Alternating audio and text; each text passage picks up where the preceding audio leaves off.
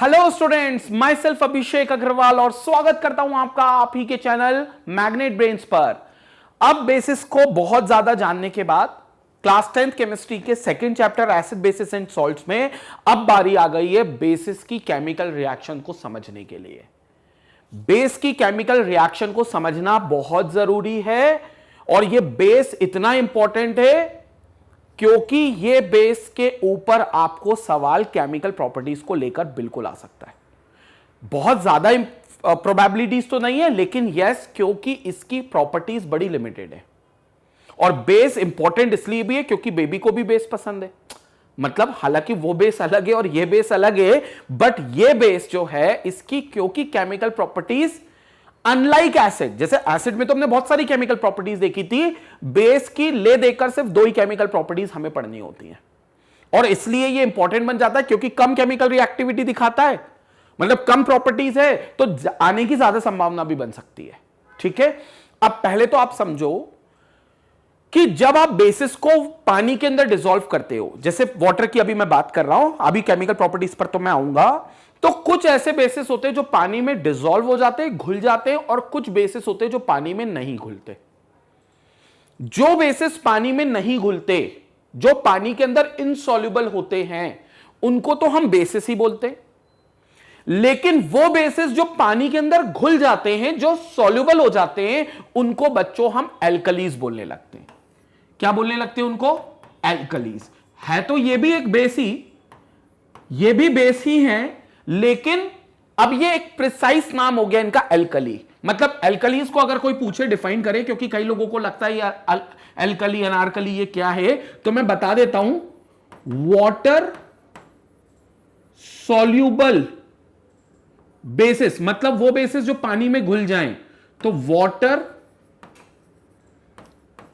Soluble bases are called alkalis. तो पानी में घुलने वाले बेसिस को आप एल्कलीज बोल देते हो। अब जनरली जैसे सोडियम हाइड्रोक्साइड पानी में घुल जाता है, पोटेशियम हाइड्रोक्साइड पानी में घुल जाता है, कैल्शियम हाइड्रोक्साइड, ये सब पानी में घुल जाते हैं, तो ये सब आपके क्या हो गए? एल्कली। बेस तो है ही, लेकिन बेस से आगे बढ़कर ये एल्कली बोलने लगो, क्योंकि ये लोग पानी में घुल जाते हैं और वाटर सॉल्युबल बेसिस को एल्कलीज बोलते हैं। इसलिए केमिस्ट्री में कहावत है कि सारे एल्कलीज बेस हैं, मतलब क्योंकि एल्कली सारे बेस हैं, बस फर्क इतना है कि पानी में घुलने वाले बेस हैं। लेकिन सारे बेस एल्कली हो ऐसा जरूरी नहीं है। So all the alkalis are bases, but all the bases are not alkalis. ये हम पढ़ते हैं केमिस्ट्री में। तो ये एक चीज थी जो मुझे आपको बतानी थी। और अब बात करते हैं आगे केमिकल प्रॉपर्टीज की, और अब डिटेल में समझते हैं भाई साहब बेसिस के द्वारा केमिकल प्रॉपर्टीज कौन कौन सी होती हैं। और इस श्रेणी में सबसे पहली रिएक्शन आती है मेटल्स के साथ। मतलब जैसे कि एसिड आपके मेटल से रिएक्ट करते थे कि नहीं करते थे? भूल गए यार तुम लोग? एसिड मेटल के साथ रिएक्ट करते थे, और वो भी उन मेटल के साथ जो हाइड्रोजन से ज्यादा रिएक्टिव हो रिएक्टिविटी सीरीज में। तो वो मेटल आता था, एसिड से हाइड्रोजन को लात मार देता था और खुद लग जाता था और एक सॉल्ट बना लेता था। हाइड्रोजन लात खाने के बाद H2 गैस बनकर हवा में उड़ जाता था, याद है? वैसे ही मेटल्स बेसिस के साथ भी रिएक्ट करते हैं। ठीक है, हालांकि बहुत ज्यादा अच्छी रिएक्टिविटी नहीं होती, तो कुछ रिएक्टिव मेटल्स रिएक्ट करते हैं। जैसे कि अगर हम बात करें मेटल की, तो सोडियम, और वो किसी बेस के साथ रिएक्ट कर सकता है, और तो वो रिएक्टिविटी होगी। और मैं कुछ और रिएक्शन भी आपको इसमें बता देता हूं। जैसे मानकर चलो मेरे पास है जिंक मेटल है, मॉडरेट रिएक्टिविटी का है, लेकिन एक अच्छा बेस अगर होगा, रिएक्टिव बेस, तो ये मॉडरेट मेटल भी उसके साथ रिएक्ट कर जाएगा। तो ये मेटल बेस के साथ रिएक्ट करेगा, और देखो क्या बनाएगा? सॉल्ट। वो सॉल्ट होगा दोनों मेटल्स का, क्योंकि सॉल्ट में आपके दोनों मेटल्स आएंगे जो आसानी से इलेक्ट्रॉन दे सकते होंगे, और उसके साथ आएंगे जो दूसरे नंबर का चोर होगा। अब इसमें चोर कौन है? ऑक्सीजन। तो दोनों मेटल ऑक्सीजन के साथ लग जाएंगे, मतलब दोनों मेटल ऑक्सीजन के साथ लगेंगे, तो एक बनेगा, एक होगा सोडियम और एक होगा जिंक, और ऑक्सीजन लगेगा। अब आपको यहां पर वैलेंसी सेटिस्फाइड करवानी पड़ेगी, तो मैंने तो लिख दिया Na, जिंक और ऑक्सीजन, लेकिन वैलेंसी सेटिस्फाइड करनी पड़ेगी। अब आप देखो सोडियम के ऊपर चार्ज कितना आता है? +1, ठीक है? यहां पर देखना मैं फॉर्मूला याद करवा देता हूं। सोडियम के ऊपर चार्ज कितना आता है? +1, क्योंकि सोडियम की वैलेंसी +1 है। और जिंक की वैलेंसी मैं बता देता हूं अभी, याद रखना आप हमेशा, +2 होती है। क्योंकि जिंक को कहीं पर भी देखोगे तो जिंक आपका जिंक हाइड्रोक्साइड, जिंक क्लोराइड इस रूप में मिलेगा। और अगर वो इस रूप में मिलेगा आपको, तो बॉन्ड ब्रेक करोगे तो OH पे -2 का चार्ज, तो जिंक पर +2 का चार्ज आएगा।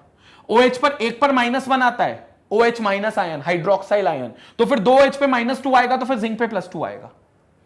वैसे ही क्लोरीन पर -1 आता है, लेकिन कितने -1? 2 बार है तो -2 हो गया, तो फिर जिंक पे भी चार्ज कितना आएगा? जिंक पे +2 का चार्ज आएगा। मतलब याद रखना, जिंक पे +2 का चार्ज आता है।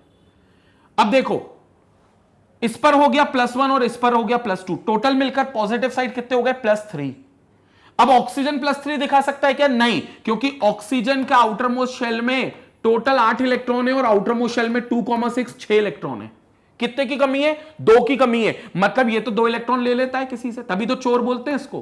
किसी से भी छीना झपटी करके 2 इलेक्ट्रॉन ले लेता है। और जब ये आउटर मोस्ट शेल में इसके 6 इलेक्ट्रॉन है, जिसमें से 2 इलेक्ट्रॉन ये गेन कर लेता है, तो फिर अपने ऊपर ये कौन सा चार्ज ले आएगा? -2। तो ऑक्सीजन के ऊपर हमेशा चार्ज -2 आता है।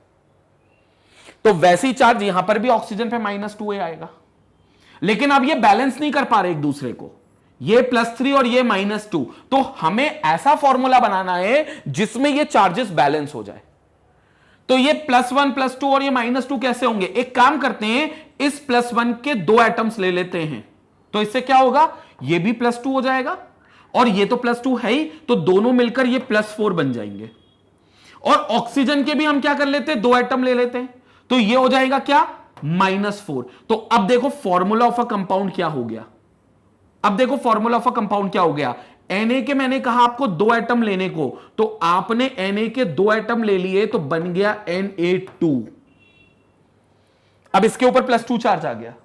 जिंक का एक ही एटम लो, क्योंकि एक ही एटम पे +2 है, और ऑक्सीजन के ले लो 2 एटम, क्योंकि अब 2 पर आ जाएंगे -4, तो +2 +2 +4, और ऑक्सीजन के -2 2 बार, तो -4, एक दूसरे को कैंसिल कर देंगे।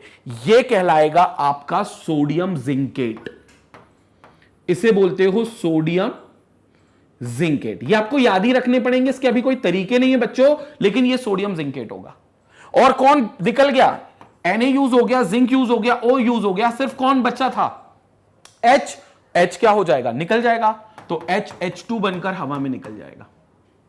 अब बैलेंस करना हो रिएक्शन को, तो बैलेंसिंग आप कर सकते हो, यहां पर 2 को ऐड कर दो, सिंपल, तो ये बैलेंसिंग भी हो गई और इस तरीके से रिएक्शन हो गई। मुद्दा यह है कि ये एक प्रकार का सॉल्ट है, मतलब कभी भी मेटल बेस के साथ मिलेगा तो सॉल्ट और हाइड्रोजन गैस बना लेगा। क्लियर हो गई ये रिएक्शन? इस रिएक्शन का आप स्क्रीनशॉट ले सकते हो।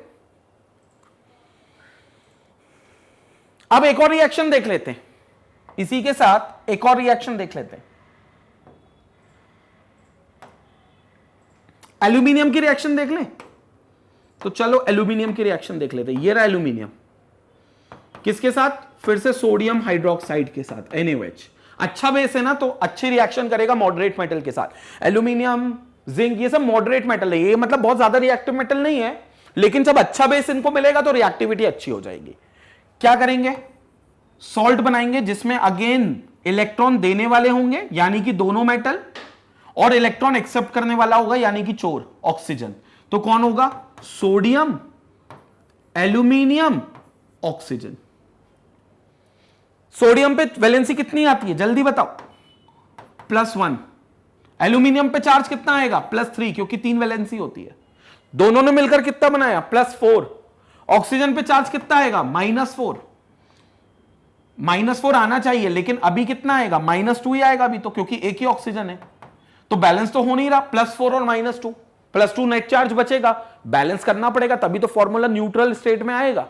तो फिर ऑक्सीजन पे कितना ले लेंगे? ऑक्सीजन के 2 एटम ले लेंगे, क्योंकि 2 एटम ले लेंगे तो ये भी -4 हो जाएगा, और -4 और +4 एक दूसरे को कैंसिल आउट कर देंगे, ये दोनों कैंसिल आउट कर देंगे। तो आपका फॉर्मूला मिल गया आपको शायद, NaAlO2, ये बन गया आपका फॉर्मूला। तो मैं लिख देता हूं दोबारा इसको एक ही कलर में, NaAlO2, ये बन गया। प्लस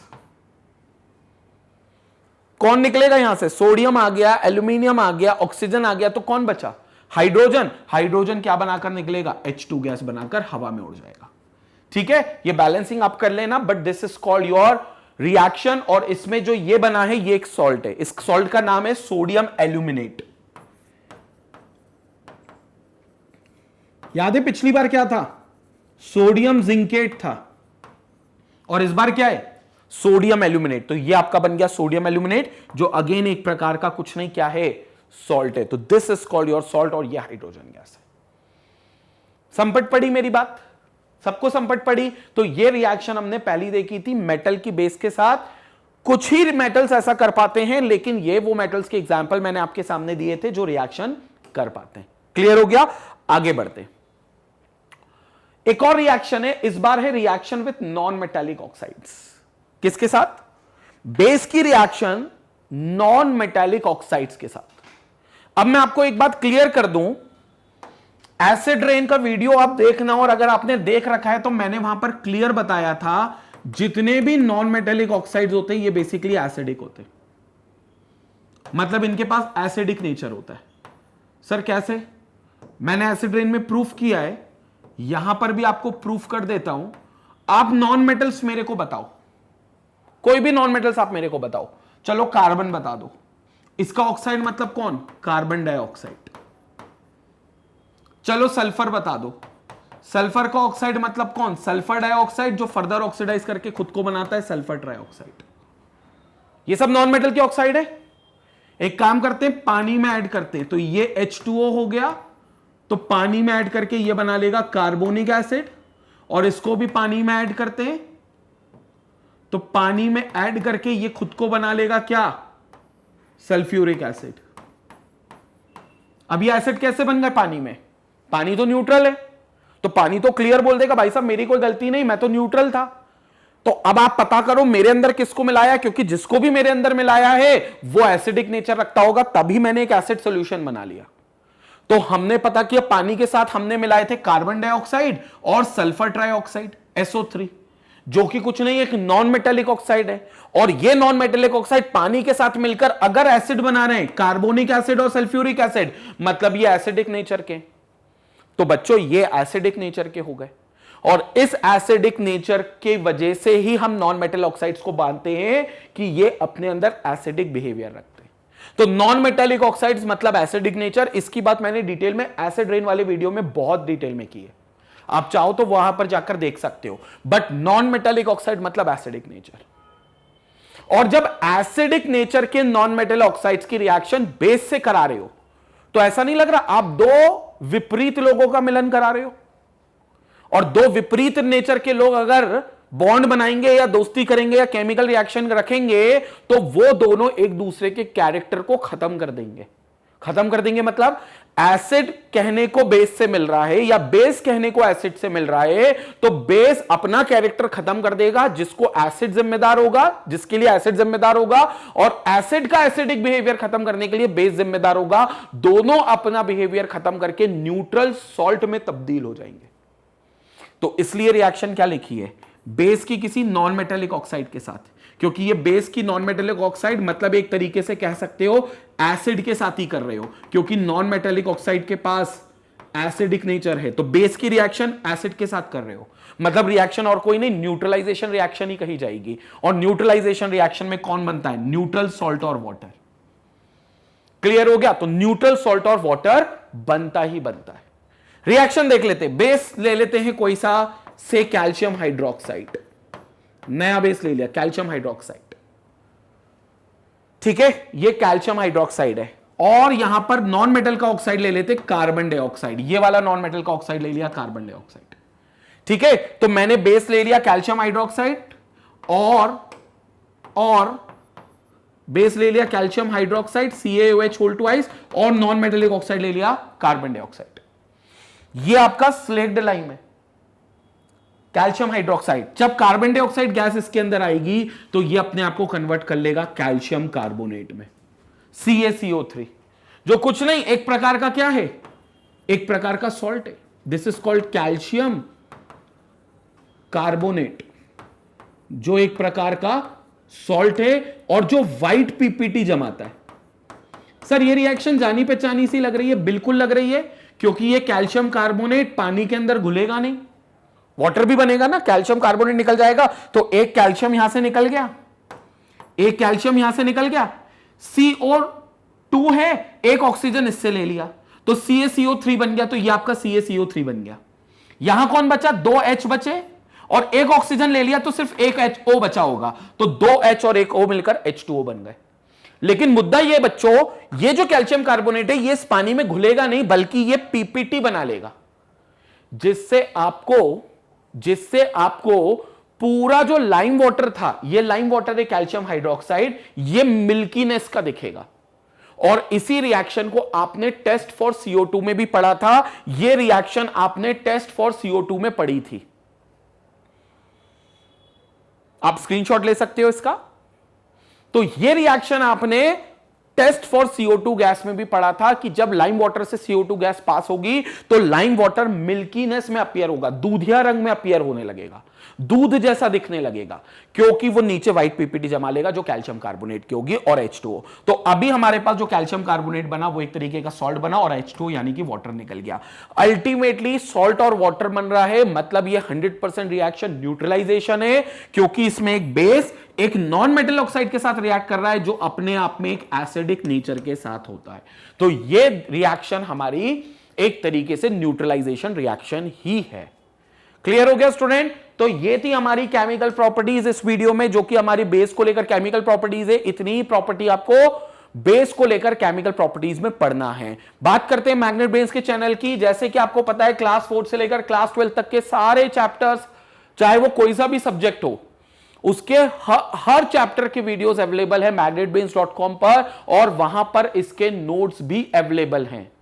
आपको करना क्या है, आपको सिर्फ magnetbrains.com पर जाना है और वहां पर अलग अलग क्लासेस की प्लेलिस्ट बनी हुई है। हर प्लेलिस्ट को एक्सेस कर सकते हो आप लोग सब्जेक्ट के हिसाब से और अपने चैप्टर के हिसाब से, और वहां से हर चैप्टर से जुड़े हुए जो इंपॉर्टेंट नोट्स होते हैं, जो इंपॉर्टेंट क्वेश्चंस होते हैं, उनकी भी PDF को डाउनलोड कर रखा है, तो अपलोड हमने कर रखा है, जिसको आप वहां से डाउनलोड कर सकते हैं। इसी साथ आप YouTube चैनल के थ्रू भी इस वीडियोस को देख सकते हैं, जैसा कि अभी में भी आप देख भी रहे हो। तो YouTube चैनल्स पर भी सारी प्लेलिस्ट वैसे ही बनाई है जैसे magnetbrains.com पर रखी गई है। तो स्टूडेंट, ये था हमारा आज का वीडियो। आई होप आपको आज के वीडियो में केमिकल प्रॉपर्टी समझ में आई होंगी, और केमिकल प्रॉपर्टीज जैसे हम लोग एसिड की देखते हैं वैसे बेस की भी देखी, लेकिन एसिड की प्रॉपर्टीज ज्यादा होती है और बेस की कम होती है। क्लियर हो गया? So thank you for watching us, thank you for connecting us, stay educated, stay connected, thank you.